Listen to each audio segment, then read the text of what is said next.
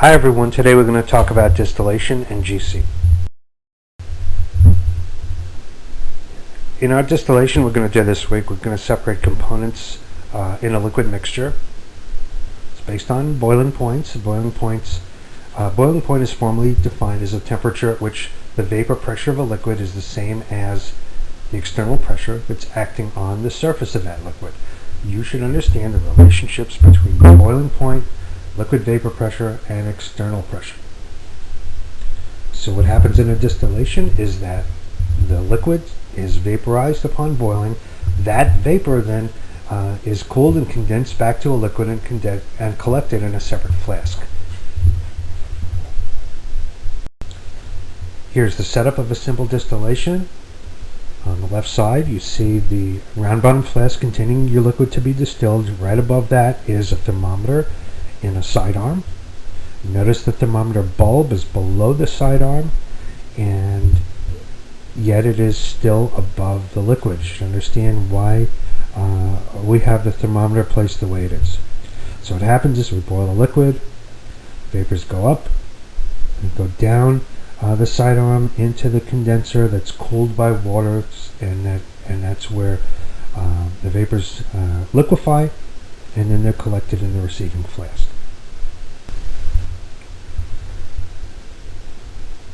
Raoult's and Dalton's laws allow us to predict what proportion of each component will be in the vapor.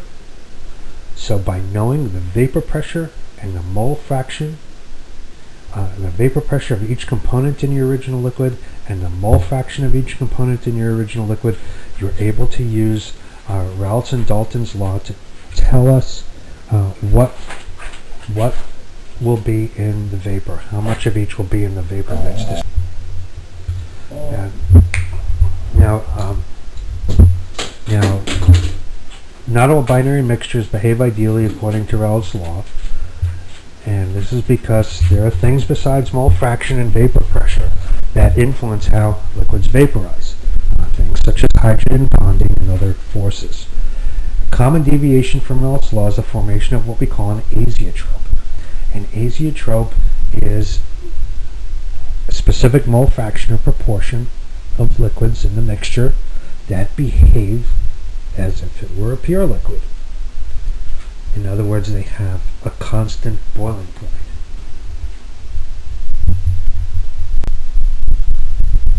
In order to make simple distillations more efficient, we place a fractionating column in between the distilling flask and the sidearm containing the thermometer.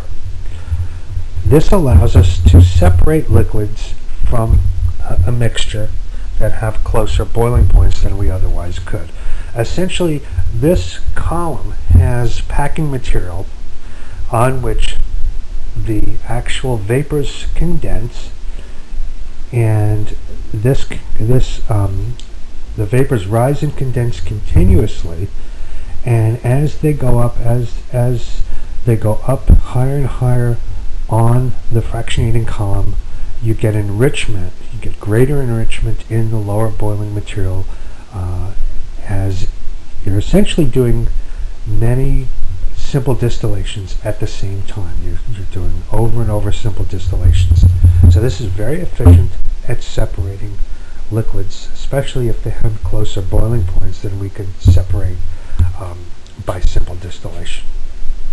We quantify this by what's called column efficiency, or the number of theoretical plates, which is essentially the number of simple distillations that the column can perform. You should take a look at some of the columns in your textbook and what some of the main factors in determining column efficiency are. Now, once you've got your liquids separated, you can tell how pure they are by using something called gas chromatography. GC is a way to tell the purity of volatile liquids. Remember, melting points are limited to telling us about the purity of solids. Well, gas chromatography is different in that you can now tell the purity of liquids that have relatively low or moderate boiling points. what happens is that, well, the GC is a big instrument, and you inject the sample.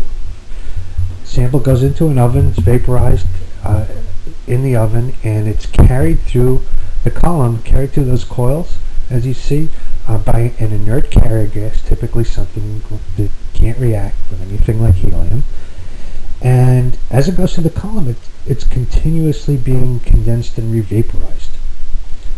The column itself contains a solid support, that is a solid phase that's coated with a liquid material.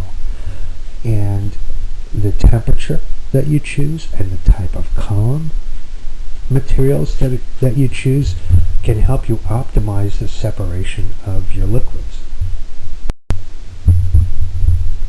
Here are some of the factors that determine the efficiency of the separation of liquids in the gas chromatograph. The compound volatility. So typically compounds with lower boiling points, compounds that are easy to volatilize, are going to come through that column more quickly.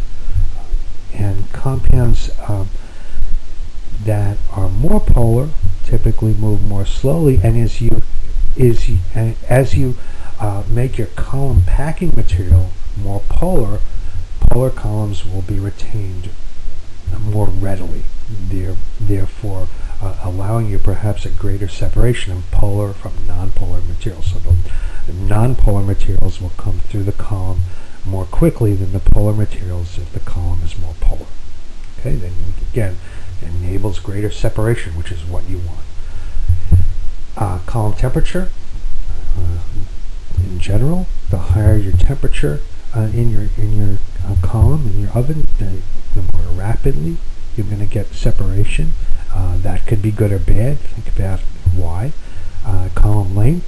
Again, how does the column length influence speed and efficiency in general? Again, you should be able to understand this. So the longer the column, the longer the separation usually is going to take. But you should gain in efficiency as there's more column to separate the materials. So once you go through the column, you have to be able to detect what's coming off of it. And hopefully on your column, some of the vapors coming from each individual liquid will be retained longer than others, so you'll be able to get a separation.